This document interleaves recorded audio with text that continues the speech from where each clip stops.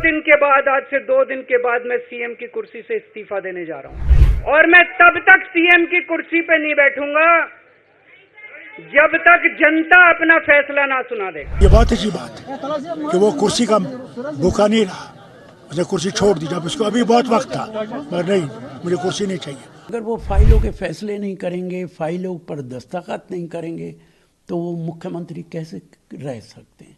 फिर तो फाइलों का अंबार लग जाएगा। ये उनका निर्णय है, वो किसको मुख्यमंत्री बनाते हैं या वहाँ पे क्या होता है, लेकिन कांग्रेस पार्टी हर चुनौती के लिए तैयार है। अरविंद केजरीवाल साहब है, निडर है, एक निडर लीडर है और वही बिना डरते हुए आज लड़ते हैं, संविधान के लिए लड़ रहे हैं, देश के हित के लिए लड़ रहे हैं। आज मैं आपकी अदालत में आया हूं, जनता की अदालत में आया हूं, आपसे पूछने के लिए आया हूं, क्या आप केजरीवाल को ईमानदार मानते हो कि गुनहगार मानते हो?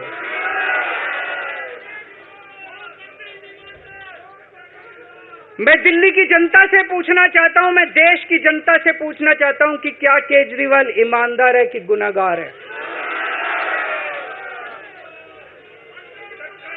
दोस्तों, 2 दिन के बाद, आज से 2 दिन के बाद मैं सीएम की कुर्सी से इस्तीफा देने जा रहा हूं।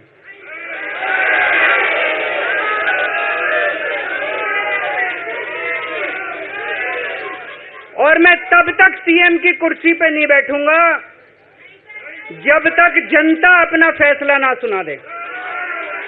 मैं जनता के बीच में जाऊंगा, गली गली में जाऊंगा, घर घर में जाऊंगा, और जब तक जनता अपना फैसला ना सुना दे कि केजरीवाल ईमानदार है, तब तक मैं सीएम की कुर्सी के ऊपर नहीं बैठूंगा। लोग हैं जो बनाएंगे और गिराएंगे, जो उस पे ने चार्जेस लगाए थे वो ये प्रूव नहीं कर सके, इसलिए वो पब्लिक में जाना चाहता है क्योंकि लोग फैसला करें। और ये बहुत अच्छी बात है कि वो कुर्सी का भूखा नहीं रहा, उसने कुर्सी छोड़ दी। जब उसको अभी बहुत वक्त था, मगर नहीं, मुझे कुर्सी नहीं चाहिए, मुझे लोगों का एतमाद चाहिए। ये बहुत बड़ी चीज़ है जमहूरियत में। सुप्रीम कोर्ट ने जो उनको जमानत दी है वो कंडीशनल है। फाइलों पे दस्तखत नहीं कर सकते, फाइलों के फैसले नहीं कर सकते। तो अगर वो फाइलों के फैसले नहीं करेंगे, फाइलों पर दस्तखत नहीं करेंगे, तो वो मुख्यमंत्री कैसे रह सकते हैं? फिर तो फाइलों का अंबार लग जाएगा।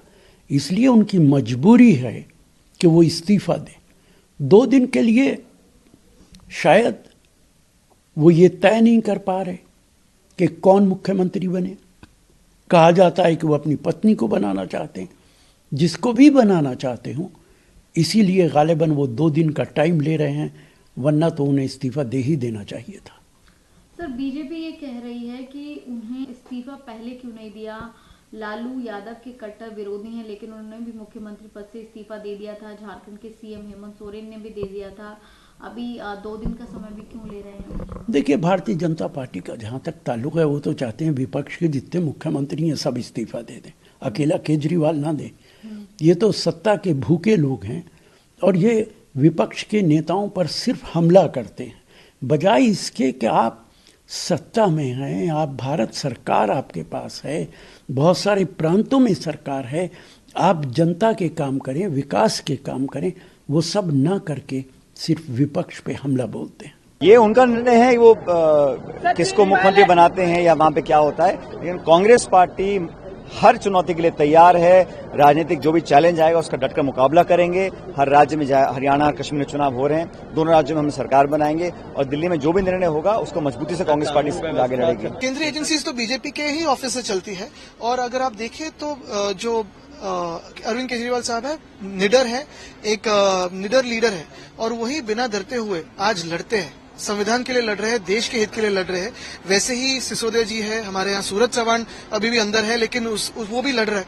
अनिल देशमुख जी हो, संजय राउत जी हो, जो लड़ रहे हैं देश के लिए, वो बिना डरे हुए दिखा रहे कि उनकी भी जो सीना है वो भी काफी मजबूत है। भारत देश की राजनीति में जो एक बदलाव आया है, जो एक बड़ा फैसला हुआ है, आज तक किसी मुख्यमंत्री ने ऐसी हिम्मत नहीं की है कि वो अपनी फिल्मों में जरूर देखा है, लेकिन रियल लाइफ में किसी मुख्यमंत्री ने अपने सीएम पद से इस्तीफा दे दिया सिर्फ इसलिए कि लोग बताएं कि मैं गुनहगार हूं कि मैं ईमानदार हूं। और लगातार भाजपा ने उन्हें भाजपा ने उनको जेल में रखा, इसीलिए कि आम आदमी पार्टी को तोड़ा जा सके, आम आदमी पार्टी की लीडरशिप को कमजोर किया जा सके। मनीष सिसोदिया जी, संजय सिंह जी, सभी को जेल में, पूरी की पूरी सीनियर लीडरशिप उन लोगों ने जेल में रखी।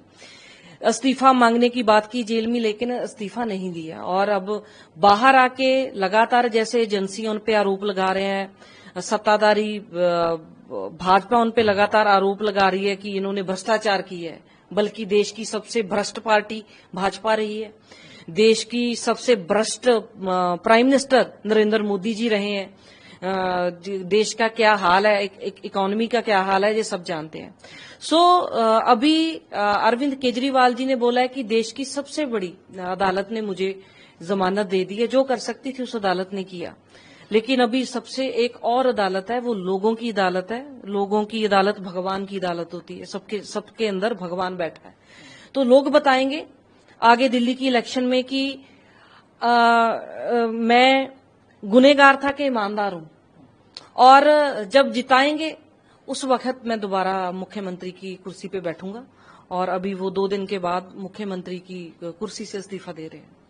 अरविंद केजरीवाल पर कोई भ्रष्टाचार साबित नहीं हुआ है। वो जेल में गए थे, 6 महीने जेल के अंदर रहे और वहां रह करके मुख्यमंत्री पद का कार्यभार संभालते रहे। अब बाहर आकर के सुप्रीम कोर्ट के आदेश के पालन में वो अपने पद से इस्तीफा देंगे और किसी अच्छे पार्टी के नेता को प्रदेश का मुख्यमंत्री बनाएंगे। लेकिन अरविंद केजरीवाल आम आदमी पार्टी के संयोजक और मुखिया रहेंगे।